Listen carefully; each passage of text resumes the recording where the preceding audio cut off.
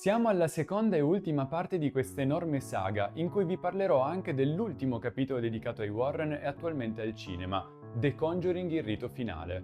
Se vi foste persi la prima parte con gli altri 5 film e la storia della nascita di questo franchise, potete recuperarla qui o in descrizione. Non perdetevela perché è molto importante per seguire al meglio questo video, in quanto in questo caso prima parte e seconda parte sono strettamente collegate e conseguenti l'una all'altra, tanto che qui non troverete nemmeno le varie avvertenze per spoiler e via dicendo, dato che sono già nello scorso video. Unica piccola nota che voglio lasciarvi è che per il rito finale ho cercato di evitare più spoiler possibili e, questa è una cosa più per chi vedrà il video in futuro e non subito, noterete delle differenze a livello visivo rispetto agli altri film. Questo perché, ovviamente, ho sfruttato il poco materiale a disposizione in fase di montaggio e quindi non potrò mostrarvi, ad esempio, tutti gli attori che vi citerò o mettervi le scene giuste al momento giusto e via dicendo. Dunque, partiamo?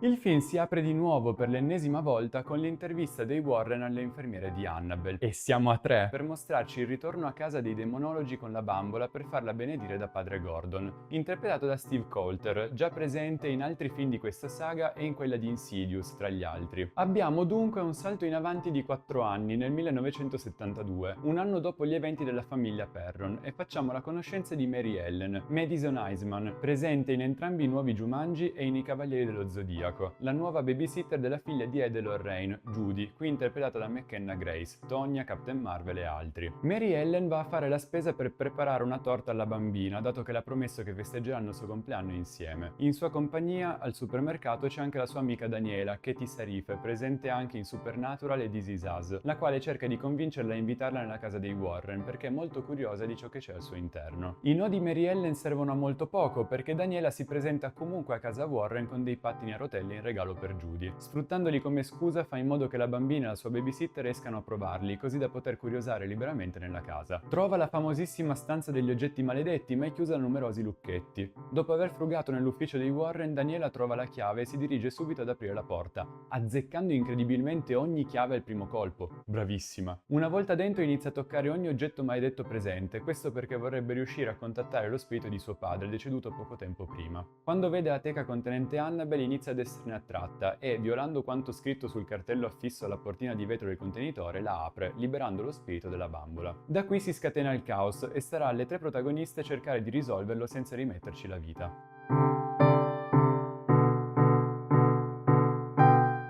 Non sono rimasto particolarmente soddisfatto né colpito dal lavoro alla regia di Gary Doberman, prima di allora mai regista ma comunque sceneggiatore dei primi 2 Annabelle e del primo The Nun. Bene la fotografia, il sonoro e le musiche di Joseph Bishara. Buona la recitazione, anche se non ho molto apprezzato la scelta di McKenna Grace nei panni di Judy, che, seppur molto brava nell'interpretazione, per me è veramente troppo diversa visivamente da Sterling Jerins, ormai troppo grande per tornare nel ruolo di bambina. Nulla da eccepire sul doppiaggio. Eccolo qua! Questo lo trovo a mani basse il peggior film di tutta la saga. Noioso e scontato, sembra non avere niente da dire sin dal primo minuto e lo conferma quando arrivano i titoli di coda. Se ne poteva fare tranquillamente a meno.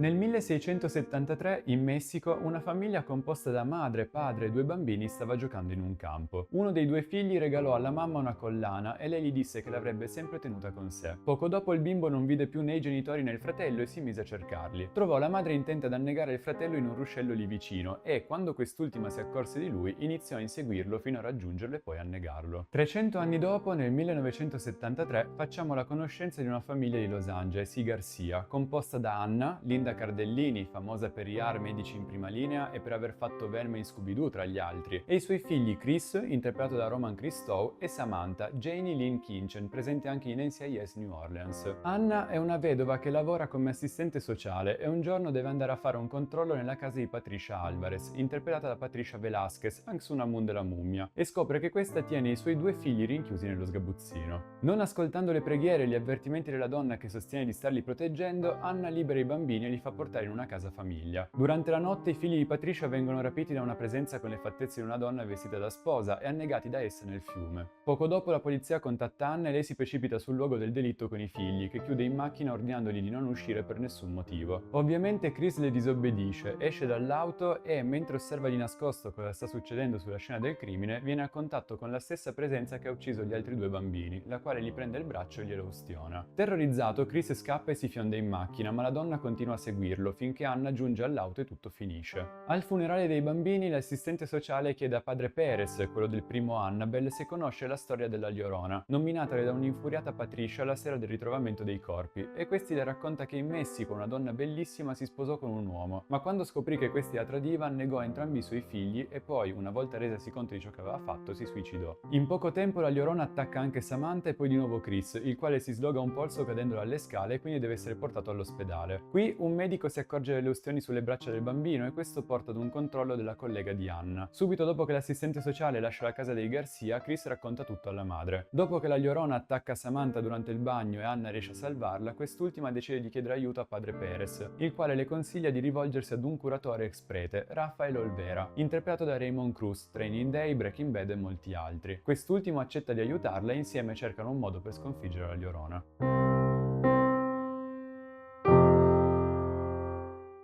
Questo è il primo film sotto l'egida di Michael Chavez ed è, a mio avviso, anche il suo miglior lavoro registico in questa saga, ma non la miglior pellicola di essa a cui ha lavorato. Molto bene la fotografia, che aiuta non poco a rendere al meglio le situazioni più inquietanti. Ottimi il sonoro e le musiche di Joseph Bishara. Molto bene Linda Cardellini e i bambini, spiccano loro tre sul resto del cast, non solo perché protagonisti. Non mi ha fatto impazzire Patricia Velasquez, un po' esagerata nell'overacting. Bene il doppiaggio, tranne proprio la doppiatrice di Patricia, Irma Carolina Di Monte, veramente poco in parte. Un film che, a dispetto delle recensioni negative, io sono riuscito ad apprezzare. Non stiamo parlando di un capolavoro del genere horror, sia chiaro, però il suo lavoro lo fa e anche piuttosto bene, tenendo sempre abbastanza alta la tensione e gestendo bene i personaggi. La nota negativa che mi ha fatto storcere il naso? Andiamo un attimo in zona spoiler. Come è finita con gli assistenti sociali? Voglio dire, sconfitto il demone parte la giornata di sole senza nessuna conseguenza? So che questo discorso si sposa anche con altri film della saga, dove spesso vediamo tutti felici e contenti e mai nessuno particolarmente scosso dagli eventi. Però qui hanno voluto loro inserire la scena del controllo a casa di Anna, perché non dargli anche un finale? Mi sembra un po' pigro lasciarlo sospeso nel nulla.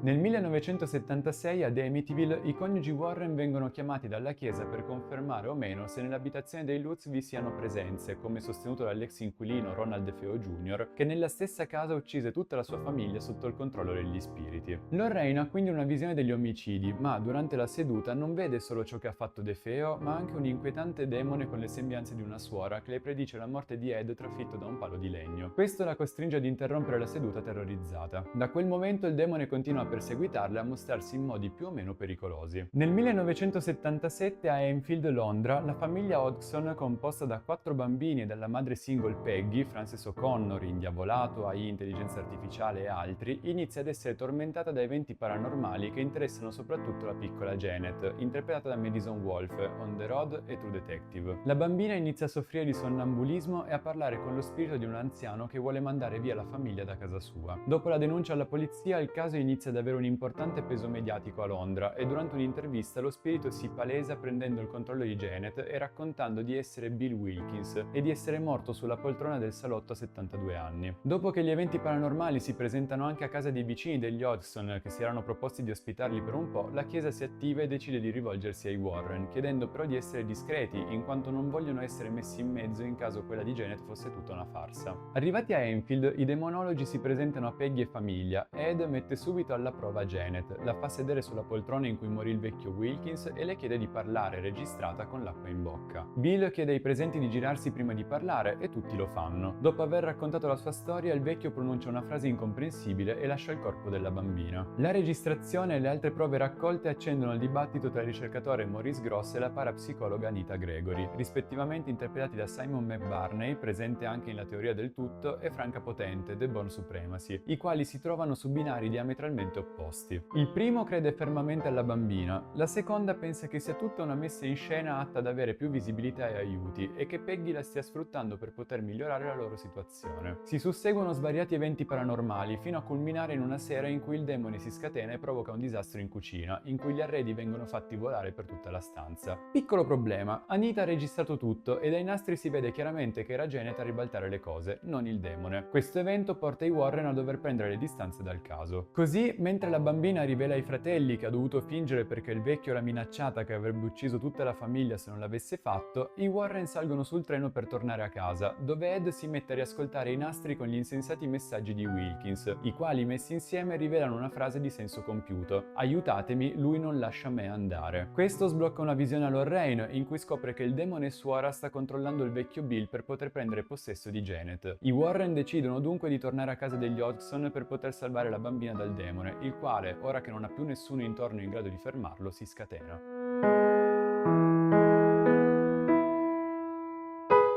Di nuovo James Wan, di nuovo un ottimo lavoro a livello registico. Tutto veramente di grande livello, la fotografia estremamente angosciante, il sonoro e le musiche di Joseph Bishara. Bravissimi gli attori e i doppiatori. Questo è il film della saga che ho preferito maggiormente e a cui mi sono legato di più. Per me è ottimo nel creare un livello di tensione altissimo per tutta la sua durata e a non far mai perdere l'attenzione allo spettatore, pur eccedendo, secondo me, un po' troppo nel minutaggio. Insomma, grazie alla tensione e all'angoscia che riesce a creare tramite le musiche, la fotografia e l'ottima regia di Wan e, ovviamente, ad una trama veramente molto intrigante e interessante, questo è diventato per me non solo il miglior film della saga, ma anche il miglior horror che abbia visto fino ad ora.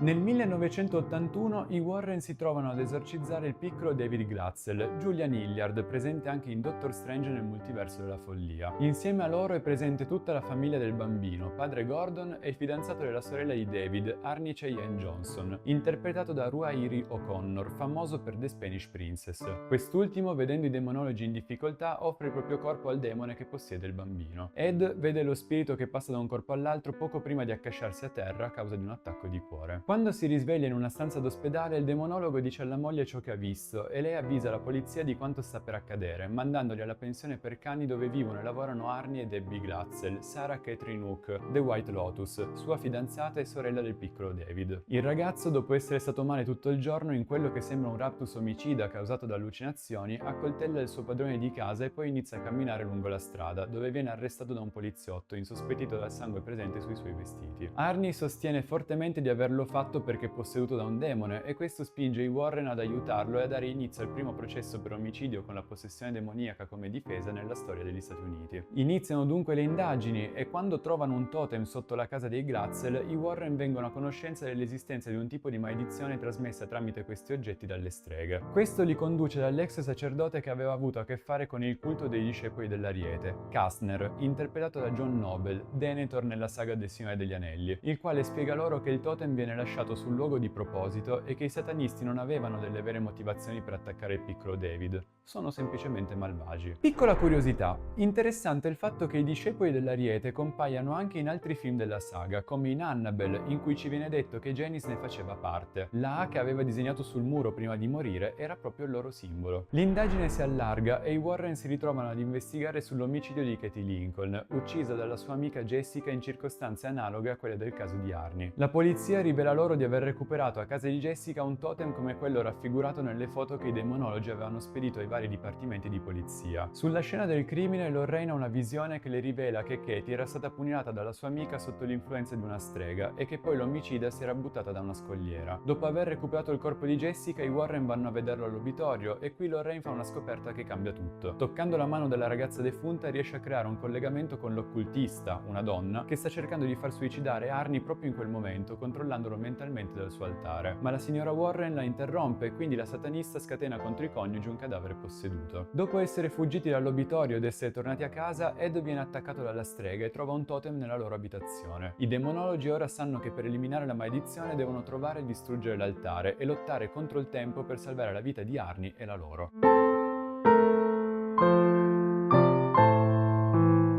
Si sente, e non poco, l'addio alla regia da parte di James Wan, il quale lascia le redini del film a Michael Chaves, che, a mio avviso, non riesce a ripetere il bel lavoro svolto per La Llorona e le lacrime del mare, e si riduce al compitino, così come farà poi anche con The Nun 2, di cui abbiamo parlato nello scorso video. Sempre ottimi fotografia, sonoro e musiche di Joseph Bishara. Recitazione che questa volta non mi ha colpito particolarmente, ho trovato un po' sottotono la coppia protagonista, pur essendo comunque sempre su buoni livelli. Bene il doppiaggio. Un terzo film che non mi ha preso quanto i precedenti e che non mi ha fatto impazzire particolarmente, pur essendo in generale un buon lavoro che non si può assolutamente cestinare. Male, a mio avviso, il modo in cui viene trattato il caso sotto il punto di vista giuridico, parecchio messo da parte in favore delle belle sezioni investigative. Ovviamente è chiaro che il film non volesse essere una sorta di L'esorcismo di Emily Rose 2.0, però avrebbe potuto fare molto di più su questo discorso. In ogni caso è un film che consiglio di vedere, pur essendo per me il meno horror e più poliziesco di tutta la saga, cosa non per forza negativa.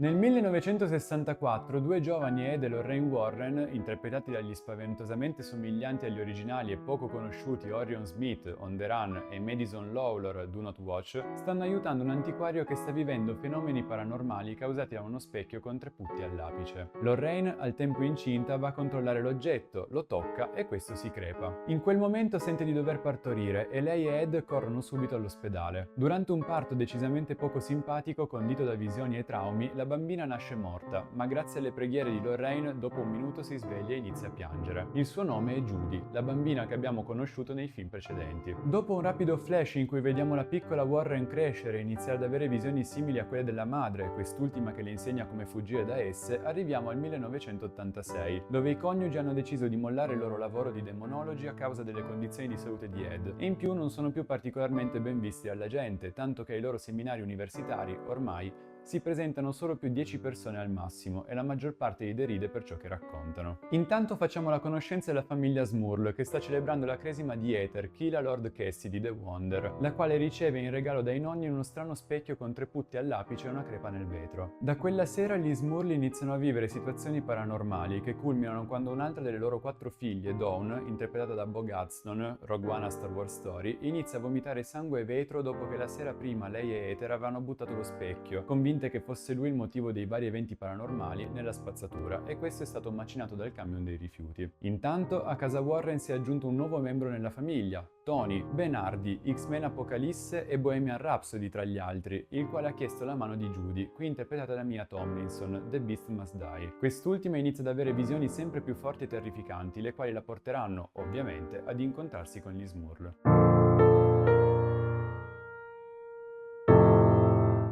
Di nuovo Michael Chaves alla regia, di nuovo un lavoro che sì ho apprezzato ma senza uscire dalla sala a bocca aperta. Bene la fotografia, il sonoro e le musiche di Benjamin Wallfish. Molto bene recitazione e doppiaggio, anche se ho un paio di note per quel che riguarda il cast e l'adattamento italiano. Io odio con tutto me stesso i recast. A fare Judy c'era Sterling Jerins e mi dà un fastidio disumano non averla rivista nel suo ruolo. Non perché Tomlinson non sia brava, anzi è veramente ottima, ma semplicemente perché mi si spezza la continuità, così come successe già con Annabelle 3. L'adattamento italiano.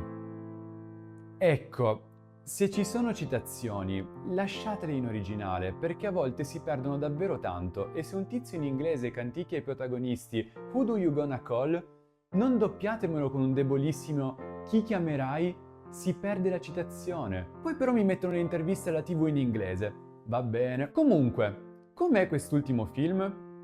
Caruccio. Di certo non è neanche lontanamente vicino ai primi 2 capitoli dei Warren, ma ha il pregio di non sfigurare e di fare meglio del suo predecessore. Purtroppo però si vede ancora una volta l'assenza di James Wan alla regia, e Chaves non è proprio in grado di coprirla, sia perché non sa costruire la giusta tensione e si appoggia solo ed esclusivamente a jumpscare telefonatissimi, sia perché si vede essere molto più a suo agio quando l'horror non è a schermo. Cosa divertente, visto che nel suo curriculum vi sono solo film di questo genere. In ogni caso, il film è estremamente godibile, magari non al cinema con imbecilli che sgranocchiano popcorn e parlano lungo tutta la sua durata, e fa bene il suo lavoro, pur perdendosi, a mio avviso, in un finale che mi ha dato un po' troppe sensazioni da cinecomic, ma che in ogni caso sa chiudere in modo soddisfacente la lunga saga di Ed e Lorraine. Anche se io non l'avrei chiamato il rito finale, ma il rito di passaggio, vista l'enorme importanza data a Judy.